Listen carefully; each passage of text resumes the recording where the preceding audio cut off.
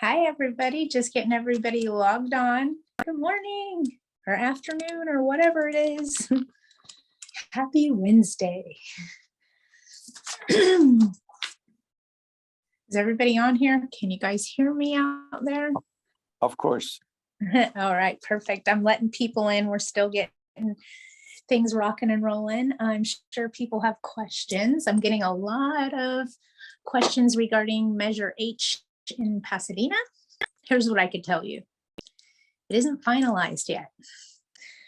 So it makes it really hard for us to make changes and implement the provisions of the it's not a moratorium, of the new law they want us to implement, but it's not passed yet.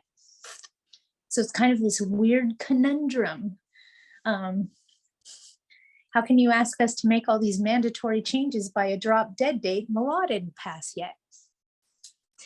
So it's a little bit of a tricky wicket dealing with Measure H right now.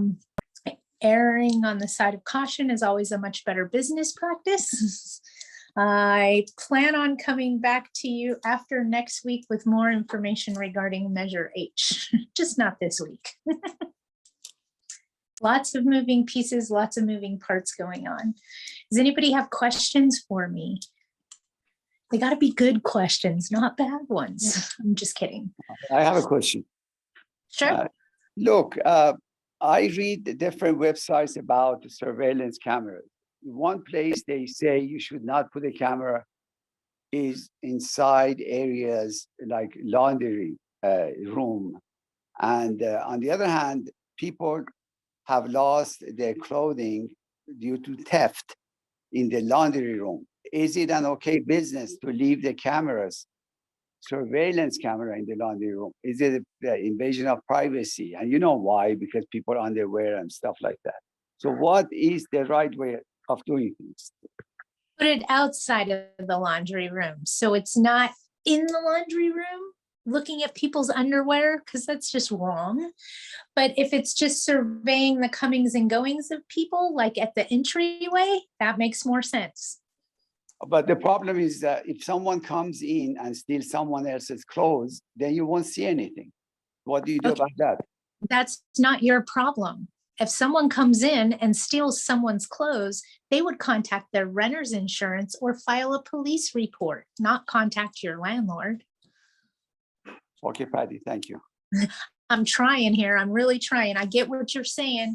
And there's concerns with people stealing laundry, then how they have recourse for that is having renter's insurance. That protects their personal belongings wherever they go. Okay, so that's how I would address that one. Patty, I hope you are doing well. Can we increase the rent on April 1st? Ask me that again on March 31st and I'll let you know. I hope you're laughing with me. I don't know what LA County is going to do. We already know what the city's done, but I don't know what LA County is going to do. I don't. I'd love to tell you, yes, raise that rent. But at the same time, I don't want to help you undo your ledger to remove a rent increase that wasn't allowed. I do it, but it's a lot of extra work. So let me explain something to you guys so you guys understand what's going on and why everybody's saying no rent increases. Here's the long and the short of it. And as nicely as I could explain it, there is no case law regarding COVID yet. None. Okay. And based on your experience in the industry and everything you know as a landlord, you right there as a landlord, everything you know, I got one question for you. Do you think in the state of California that they will implement a law that allows you to do rent increases during a global pandemic? I know you don't like the answer I'm trying to tell you, but the reality is, listen to it. Do you know how many times a day we have to go back through someone's ledger and remove the rent increases they did during the pandemic rather than argue them in court?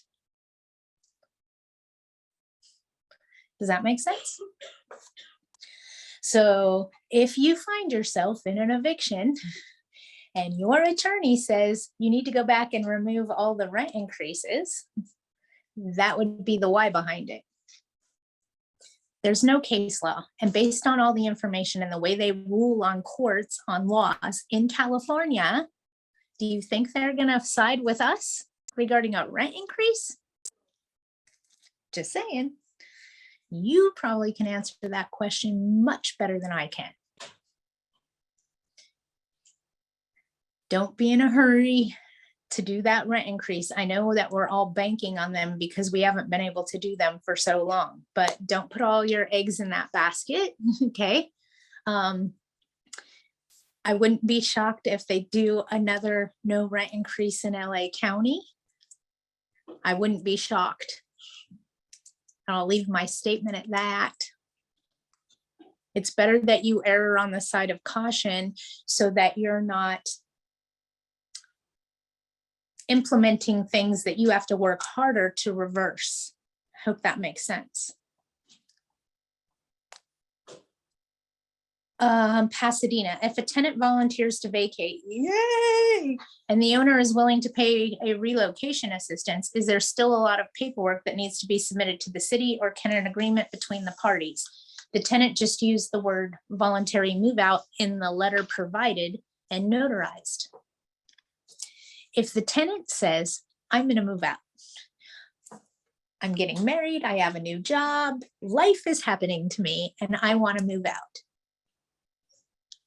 I don't think that us as landlords should have to pay a relocation fee because they chose to move out. Why do I have to be penalized because they chose to move? Okay, lots of moving pieces with Measure H that aren't finalized yet, and we'll have more information on for you on that next week. The reality is a lot of it isn't law yet, and they're trying to force us to do something that isn't law.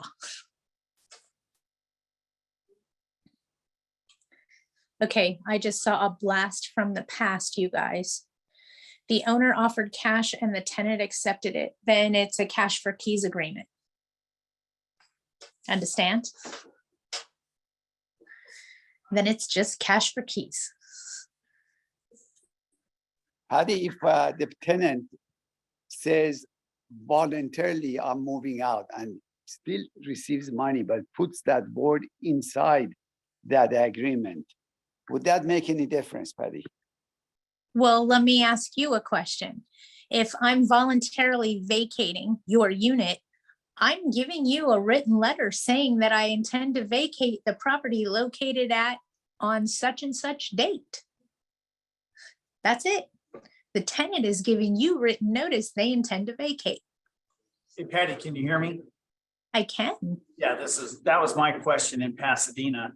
It's a new owner. So in my walkthroughs, they said offer him cash. And they said, well, we were going to, probably move anyways. I said, great. So that's how the whole thing went down. So should I use the car form? Pardon me? You can try. It's a mutual agreement between two parties, meaning you and your tenant. So Yeah. It's whatever you mutually agree on. If I could throw 2 cents at you, I'd throw this. Remember, it's a trade. I don't give them a dime of money until they're handing me the keys on a vacant unit, simply said. Yeah. They trade. If you give them money in advance so they can move out, you may be giving them money. So should I use the car form cash for keys on something like this? Even though I have that letter? What city is it in? Pasadena. There's your problem. So it doesn't matter what you put in writing, I can't enforce it. So let me reiterate. If you guys have a fees agreement and you're agreeing to pay them and they're agreeing to vacate and they don't vacate, I cannot evict them for that on a cash for keys. not in LA County. I cannot evict them for them failing to vacate on their own notice in LA County because of the current moratorium in place. So with that being said, you really want to make sure that it's a trade that works, because it doesn't matter what you put in writing. It's unenforceable under the moratorium that's at hand. So this is a side agreement, mutual between two parties, nothing more, nothing less. Okay. So you would not advise to use the cash for keys document? Just let their letter stand that's notarized? First and foremost, I can't give you advice. I'm not an attorney, remember? You or me? Between property managers. It is in my best professional opinion that a written vacate agreement between two parties in LA County is valid for toilet paper.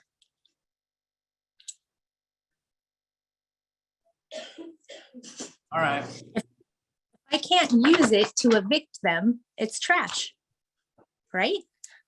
But to protect the landlord from future buyer's remorse.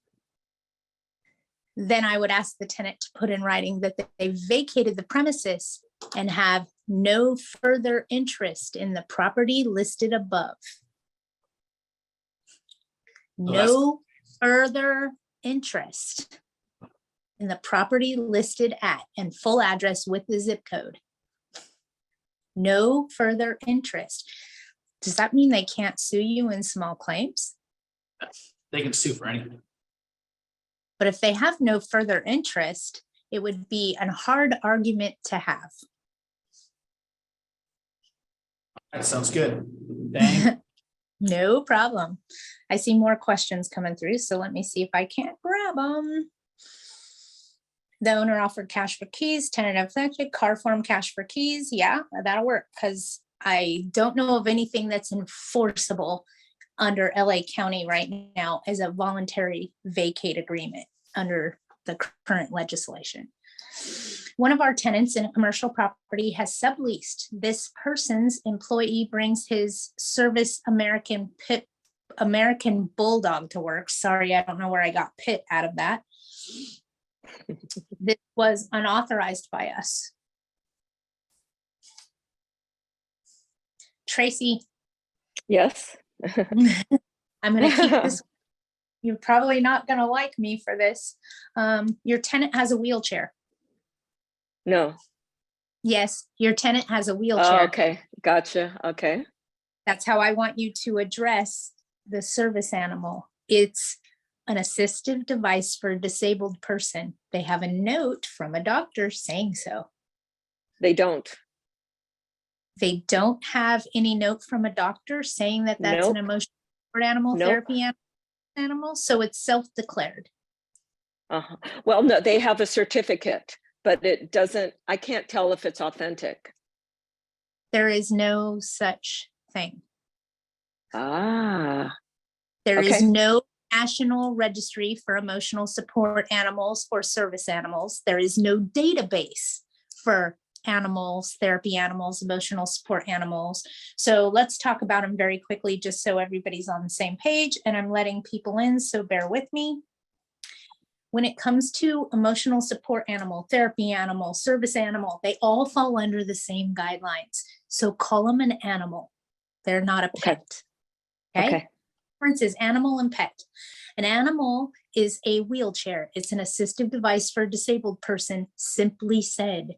And there's a doctor's note stating so, and they've been under that doctor's care for at least 30 days before they write the note. So what I would do in this particular incident is, it is a pet because you don't have anything from a medical doctor saying that it's not. Okay. So I would tell them that you need new certification on the animal if it's over a year old.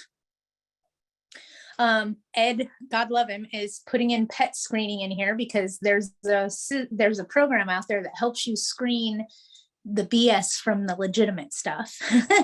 And he did put that in the chat, so you guys may want to follow that.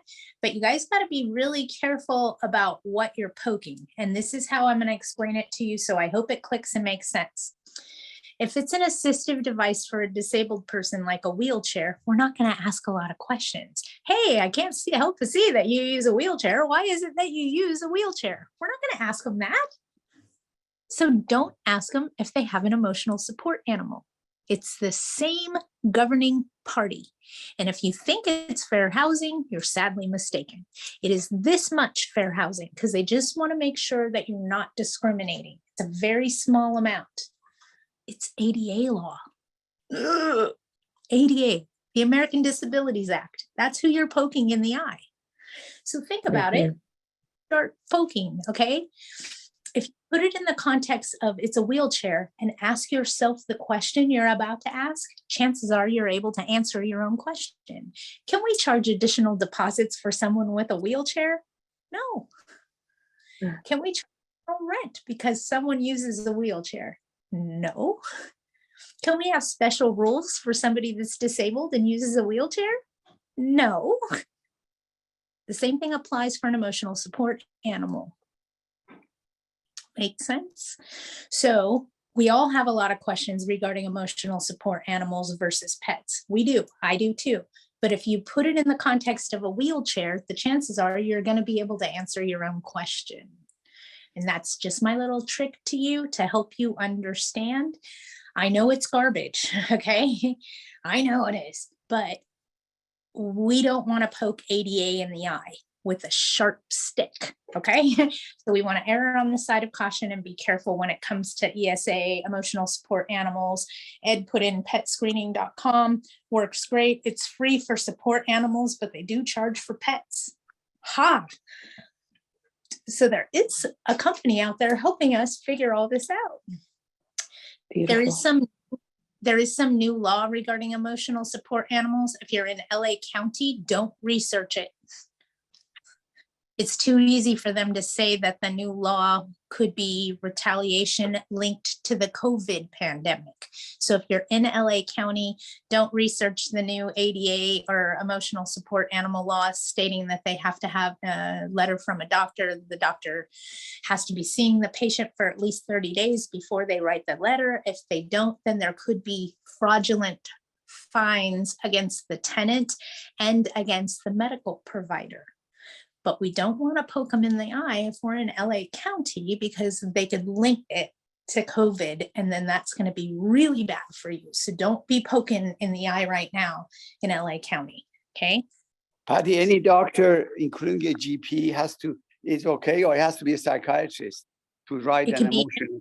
any medical doctor. And it could be a therapist. It could be an actual MD, it could be a general practice, it could be anything in those fields. Also, please take into consideration your mental health. So it could be from a psychiatrist, a psychologist, it could be from anywhere. So you really need to be cautious because we don't want to be poking the American Disabilities Act in the eye with a sharp, pointy stick. It's not a good idea. Okay. All right. Thank you. Can you please ask a tenant not to let their dog urinate on the common grassy areas of the building if there is a no pet policy for the complex? Absolutely. You can have a designated area for them to utilize the restroom. Okay. So if they can't go into one area, give them an area they can go into. Okay. I believe so, Anna. The fact that they have a support animal doesn't allow them to trash the property. Ed's, you're spot on. You can have a designated doggy area, if you want to call it that. Yeah, but I completely agree with you. You don't want kids playing in the same yard where a dog is urinating. It's just gross. It's gross. I wouldn't let my kids do it. Please see above. Okay. I can see you, Val.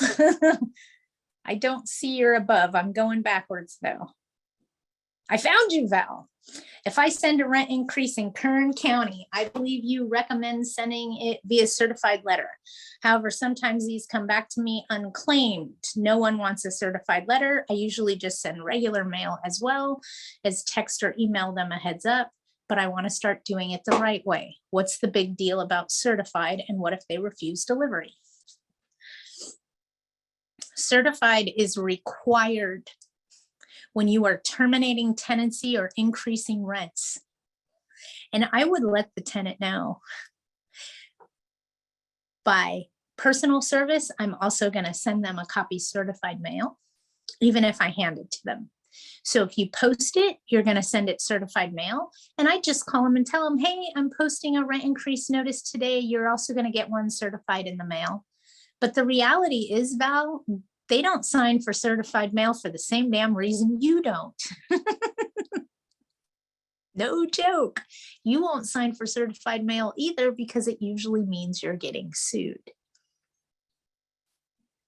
With that statement being made, I always tell the tenants heads up, this notice that I'm serving you requires for me to send a certified copy as well. So you can expect to see that coming in your mail.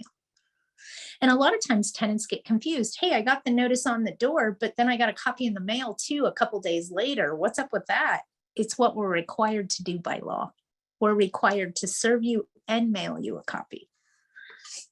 Okay, so it's just a technicality we're explaining to them. I always tell them in advance, hey, I'm going to be serving you a notice to increase rent. I'm also going to mail it certified so that you're getting it both ways. I'm just giving you a heads up. There's nothing wrong with that. Okay. USPS has priority mail tracking that does not require a signature. Perfect. They also have proof of mailing that proves that you mailed it on that day. They also will do proof of mailing. Yeah, I think that's it. Proof of mailing. Okay. Required to post. Oh, Val, what are you asking me? You need to serve them. So you can do it one of three ways: personal service, post and mail, or subservice. And if you're mailing a rent increase or a termination letter, it is required that it be sent certified, even if they don't sign for it. What about sending regular mail and getting proof of mailing? You can jump through all those hoops, you guys. You can do that. I don't. Okay. I don't request proof of mailing unless I know something's really going to go bad. For the most part, I just slap a stamp on it and throw it in the mail and fill out the proof of service, because that's what's going to help protect me in court, is that proof of service. I mean, I'm willing to testify under penalty of perjury that I did what I said I did on the day that I said I did. Otherwise, I'm willing to go to jail for 6 months. That's what penalty of perjury is, right? So if I did exactly that, I have no problem signing the proof of service that I did that. In the event the tenant doesn't sign for the certified mail, it will come back to me. And I can then produce it in court to say, look, they even refused to sign for it. So there are other ways that you can bring that full circle. Some people want to take a picture of the notice on the door. They want all this proof. The reality is the court recognized document is the proof of service. So you can go above and beyond what the court requires to help prove that you did something, but it's the proof of service that the court stands by. That's their document. That's what they recognize as proper. Okay. I mean, you're putting in writing that if you're a liar, you're willing to go to jail for 6 months. That's huge. That's the court's document. Okay. So with that being said, that is how I would do that. Make sure you don't hand it to a minor. What about sending regular mail and getting proof of mailing? That's fine, but you're still required to post it on the door or personally hand it to them. Don't miss that part. Post and mail. Personal service does not require that you do any mailing. So if you personally hand it to them, you're done here. If they don't answer the door, you tape it to the door and mail them a copy. And Ed's got a great point. Ed's got a great point regarding minors at the property. A lot of children are left home alone. Some of them are 17 years old. They drive. I mean, they're little adults. Okay. I've always knocked on the door. If the children answer, my parents aren't home. Okay, I can't give this to you. I have to tape it to the door. I can't give it to you because you're not a legal adult. So I'm going to tape this to the door. Okay. And then I'll take a picture that I taped it to the door because I didn't give it to a minor child. And then I mail a copy. So there's different things you can do, but Ed's completely right. Do not make the mistake of giving that to a minor. Patty, are you familiar with Second Nature resident benefit packages? Oh God. Are you familiar with Second Nature resident benefit packages? No, but I'm sure you're gonna enlighten me. So yeah, I'm thinking of joining Second Nature. They used to be called Easy Filter, and they basically have a package that they offer to tenants in which they offer part of it is renters insurance. They aren't required to get the renters insurance through there. They have credit building. They send them filters twice a year. They have a rewards program for paying rent on time. They report your credit. I don't know if I already said that. They help you connect your utilities up front. It's a whole package of, excuse me for saying it, kind of BS that's packaged nicely, and they sell it. They want us to sell it to the tenants, and we get a portion of it. And until today, I was kind of really against it because I have to believe in what I'm selling, but I'm also tired of doing charity work, and I'm trying to increase my revenue, my bottom line. And so I'm considering joining it, but I'm just curious if you had any thoughts as far as legalities, especially being in Los Angeles.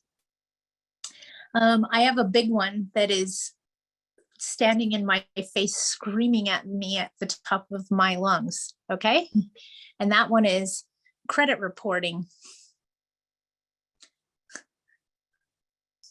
They passed a law saying that low-income housing can have their timely rental payments reported on their credit. They have to pay for the service. It's $10 more per month, and it's only for low-income housing. Only low-income housing can have their rental debt put on their credit report to show timeliness and good faith here. Okay, it's helping low-income build their credit. It is not allowed for the general public. It's not allowed for the general public. We're not allowed to report it. Because I know that Bingo. Appfolio does it. Bingo, because you and I would be reporting like crazy, wouldn't we? No, but Appfolio reports it automatically for all the properties in their database. No, They they don't. It doesn't show in California law. I'm pretty sure they had me sign something saying that they report to the credit agencies. Report what? Timely. Yeah, let me take a look. I'll see if I can find it. It's only low-income housing that law passed for. Bear with me one second, Patty, I'm gonna- Me go, because I'll tell you this, how come we can't do credit reporting on everybody? How come it's only low-income housing? Because I'll tell you right now, I'd pay the $10 to put it on their credit. It's not that easy anymore. And you're making me tilt my head sideways because the rules have changed, and maybe they're not aware of these rules that have changed. But there's no credit reporting for the average Joe tenant or the average Joe landlord. It is for low-income housing, the way I understood it, through the Department of Fair Housing.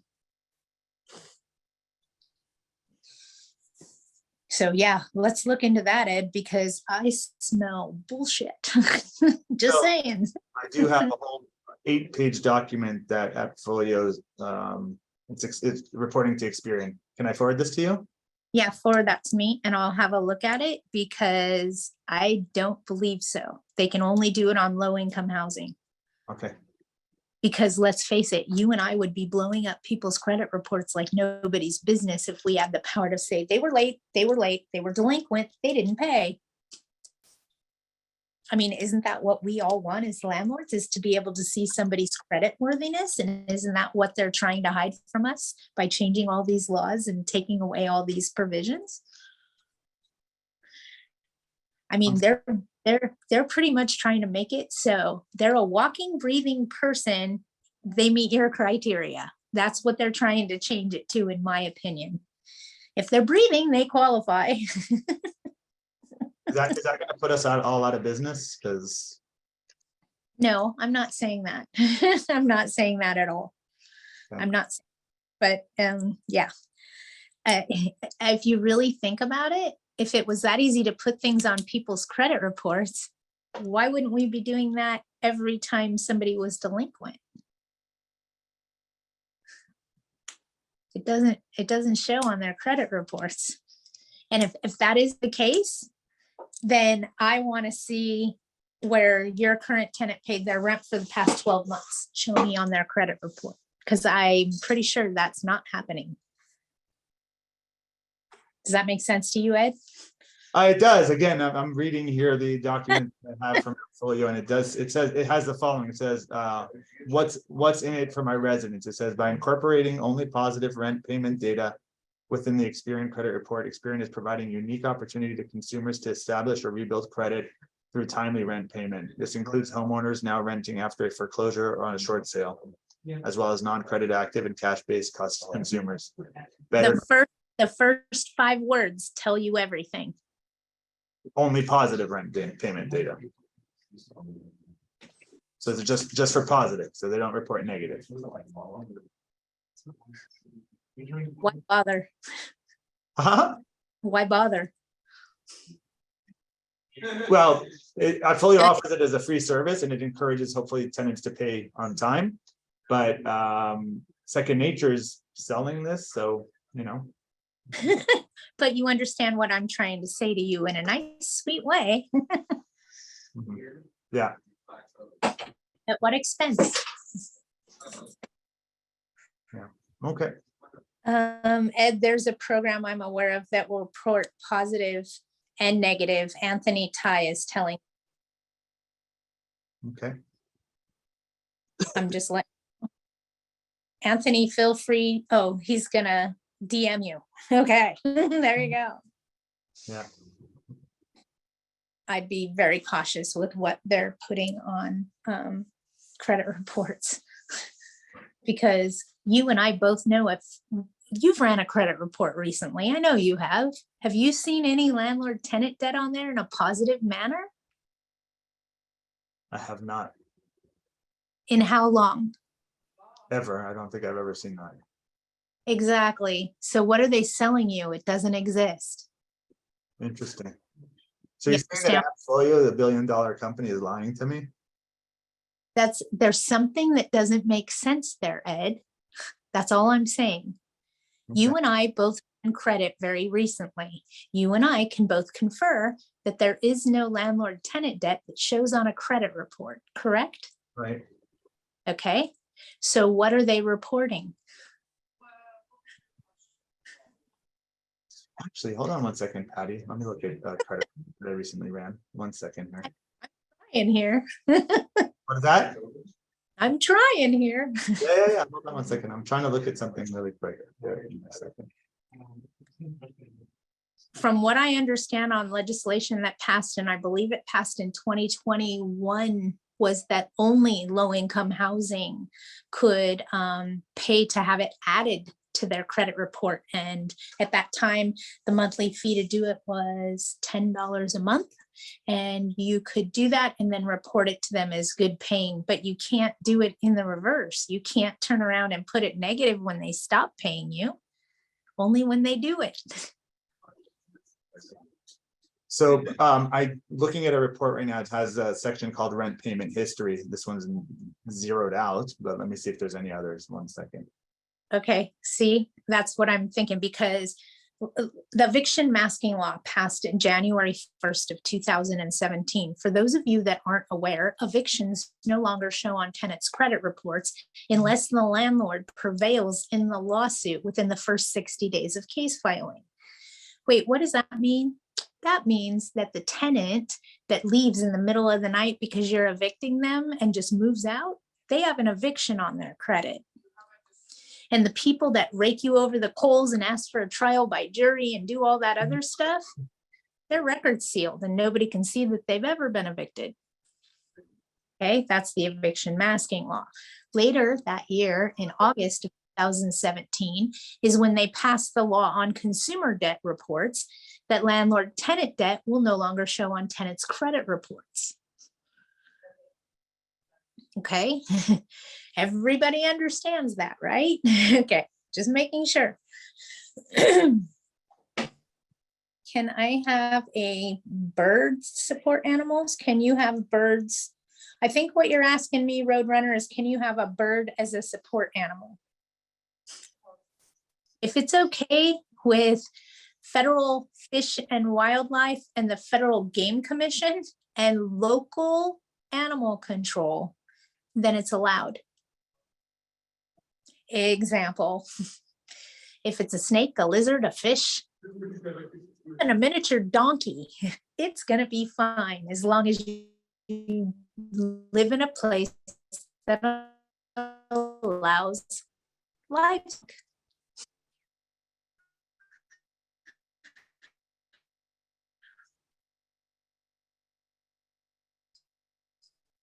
As long as the paying attention. I mean, it's only a matter of time before somebody moves an elephant into a studio apartment and it poops all over the place. Somebody's going to sue the answers with federal fishing game, the wildlife department, and local animal control. Okay, be a snake. Could be a rattlesnake. I'm just saying. I use mysmartmove.com. I use mysmartmove.com. Can birds be support animals? Yeah. What does everyone use for their application credit checks? I currently use Rent Spree, but I'm trying to find CIC is not bad. CIC credit screening is not bad. I'm sorry, I'm cutting out. Can you guys hear me now? Can you hear me now? I'm here, I promise. Okay. All right. So it's up to you guys who you want to use. Appfolio offers some credit screening. Your apartment association offers some credit screening services. CIC was somebody I was just starting to use because they were replacing who I was using in the industry, but he sold to CIC, and that's how I became aware of CIC. I've done some training for them. I actually wrote some articles for them that are on their website. So, hey.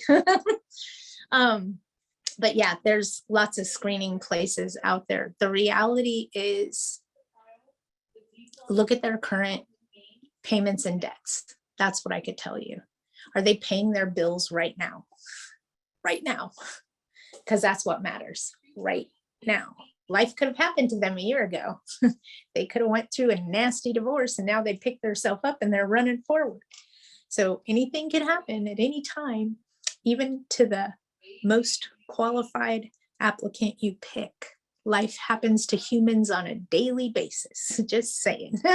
So you could go through all the screening that you could possibly go through and still end up with something that is less than desirable, only because life happened to them. Maybe they didn't handle it well, yada, yada. Life happens to all of us at any given time. So be understanding of that, but don't let it steamroll you. I got a feeling that come September 1st, when Gavin Newsom's laws regarding wage garnishments kick in on September 1st, I got a feeling we're going to be a lot more diligent with our screening capabilities. We're going to be a lot more stern when it comes to choosing an applicant for our investment property. And that's just me talking out loud. I think we're going to be a lot more diligent once we're no longer able to garnish wages. We're also going to become a lot more diligent in removing a grace period from our contracts. You watch. If I can't go after you if you live in my rental property and I can't come after you for money that's owed to me after you vacate, I'm going to be very cautious on who I put in there. And for those of you that don't know what I'm talking about, starting September 1st, Gavin Newsom has made it for consumer debt, all consumer debt, all. That if the tenant doesn't make more than $41 an hour, there will be no more wage garnishments.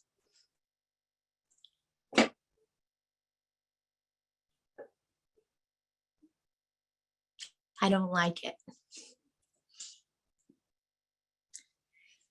Recent heavy winds knocked a tree down and crushed my fence. The tree was on a vacant lot. Not sure how I could track down the owner since I think it's an oil company. Not work making an insurance claim as my deductible is high. Val, contact your real estate agent, give them the address and ask them to do a title search and tell you who owns that property. Send them a letter with a copy of the invoice for the repair done on the fence. And then if they don't respond or tell you they want to pay for the damage their tree did, you could sue them in small claims court. I found a caveat on LA relocation rates.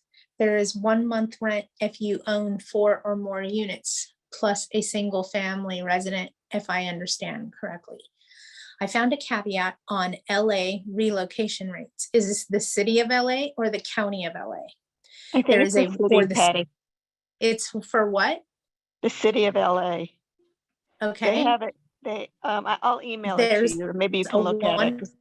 1 month rent if you own 4 or less units plus. But they have a caveat for small landlords.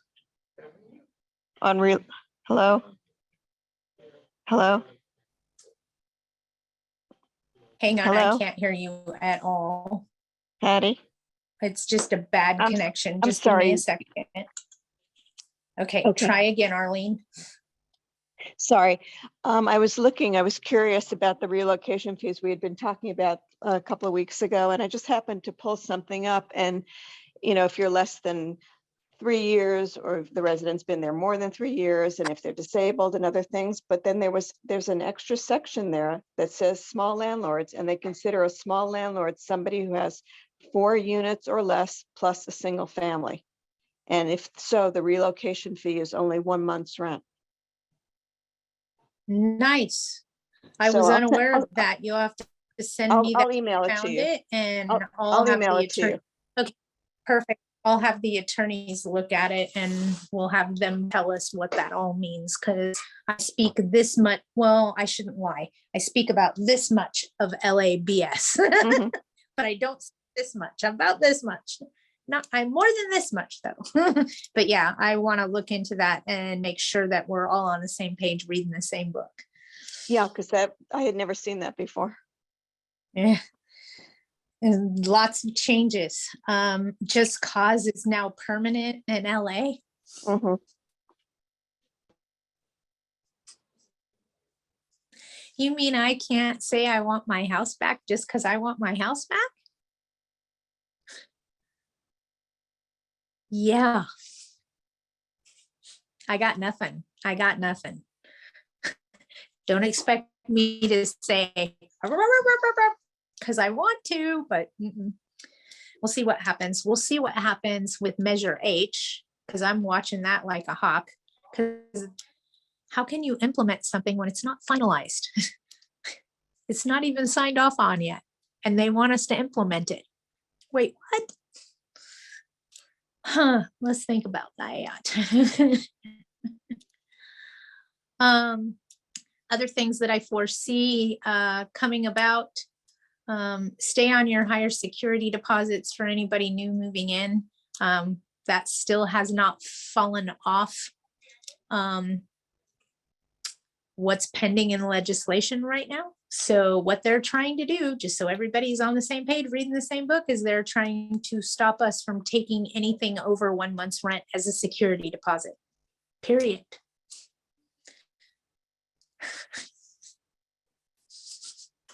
I don't like it. I think it's garbage, but it is what it is. So with that being said, if you're moving anybody new in, get that higher deposit at hello, because I don't know how long you're going to have that capability. Just saying. Be cautious.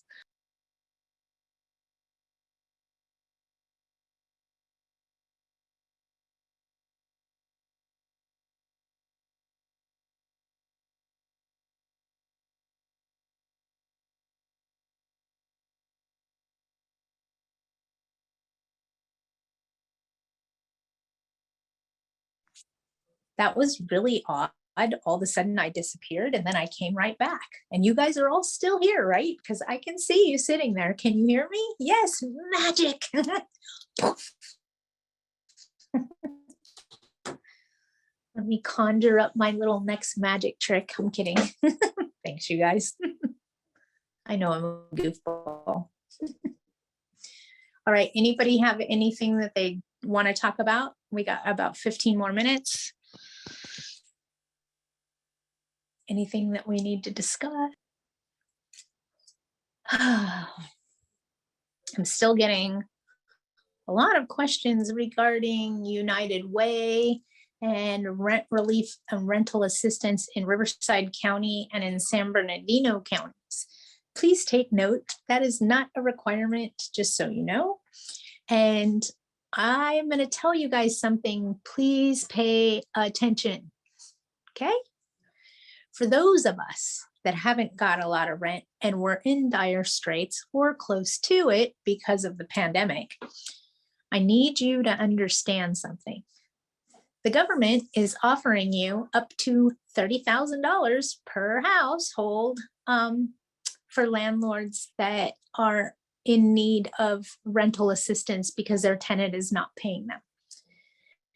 This is going to be going on in LA City and in LA County. Okay, they will give independent landlords up to $30,000 per door as long as they own 10 doors or less. Okay, here's the part I need you to pay attention to. And do the math, please, I beg you. If you didn't get rent for 3 years, then that's $840 a month that they're offering you. But please take note, that $30,000, if you take any of that money, you're agreeing not to terminate tenancy for 12 months going forward. They haven't announced it yet, Andrea. It's still in the works. It'll be coming out here real soon, but I'm telling you, if you take the money, you cannot evict for 12 months going forward. So please hear me. It's how much, Ed? I'm saying, does it also mean that you forfeit the other rent? Like if your rent was 2,000, they're only giving you 840 a month. Does it mean you're forfeiting the rest of it? No, they're willing to give you up to $30,000, but you can't evict going forward for 12 months. So that now comes down to about $640 a month for 4 years. Is it worth it? Because I'll tell you right now, that's probably not going to pay your mortgage. But can you still go So after for the remainder, Patty? I'm sorry, I didn't understand you. Yeah.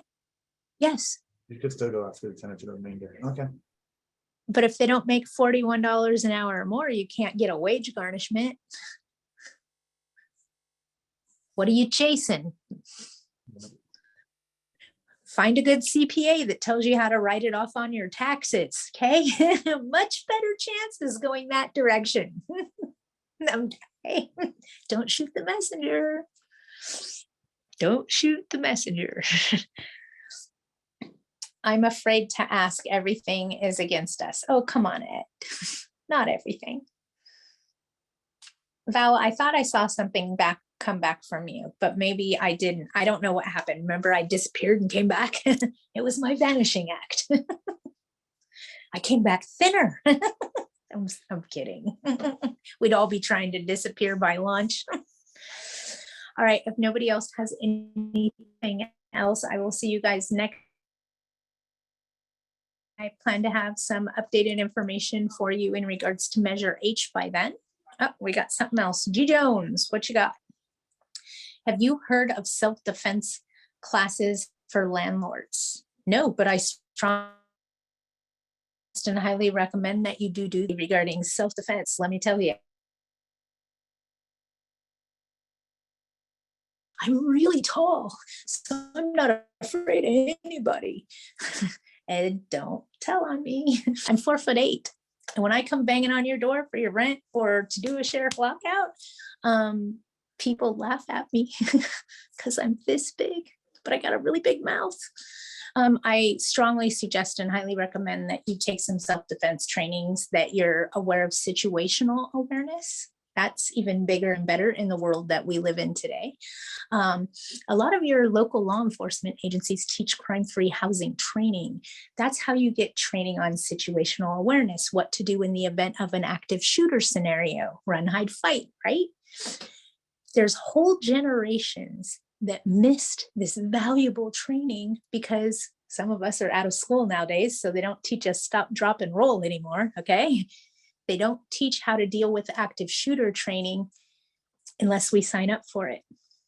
So crime-free housing is another way that you can stay connected, not only with what's going on in your local community, but also what's going on with the gangs, with the drug enforcement. They bring in all areas of law enforcement and just educate the heck out of you for 8 hours. I know, because I'm going to teach it later this afternoon in San Bernardino. So I highly recommend you get involved with crime-free housing program in your community, because it makes you aware of a lot of things that are going on that we wouldn't know otherwise. I know now more about drug detection than I ever did before, just from taking those courses. You learn so much on the keys they use to determine what's going on. And they tell you things to watch out for.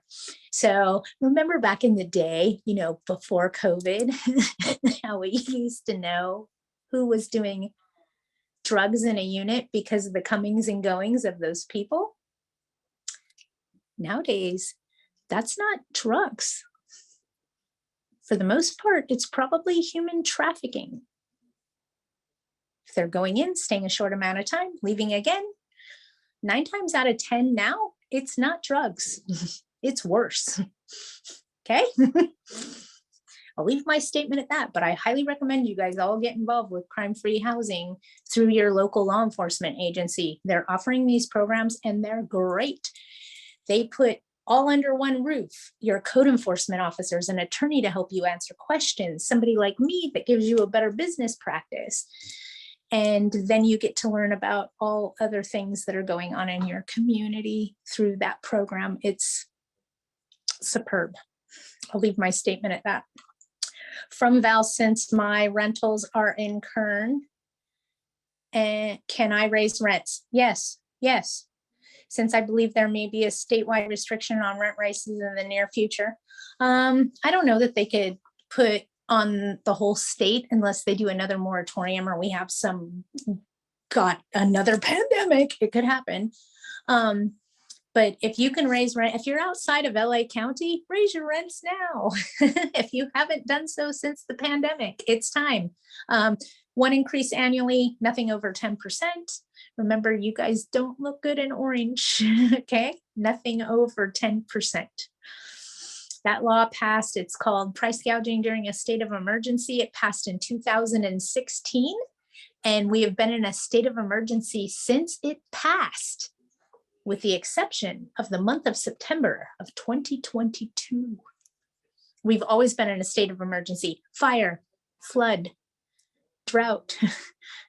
These are all illness, disease. Want me to keep going on what they passed? And now there's a state of emergency because of the homelessness problem.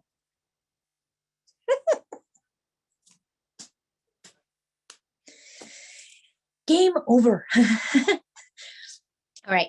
I am going to get off of here. I will see you guys next Wednesday with lots more information about Measure H. I'm going to do a lot of research on it, wanting to pull out my hair because it's really hard to tell you guys what needs to be done when it's not finalized. Is this going to be the law? I don't know. You might want to do this. This may happen. This could happen. This might not happen. I don't know. So it makes it really hard. And thank you guys for listening to me, because I get just as frustrated as you guys do sometimes with the bureaucracy and BS that's going on. All right. You guys have a great week. Hi, Hilda. I saw April on here too. Hi, everybody. All right. You guys have a thank you, you guys. I'll see you guys all next week. If you need me in the meantime, hunt me. Bye, everybody.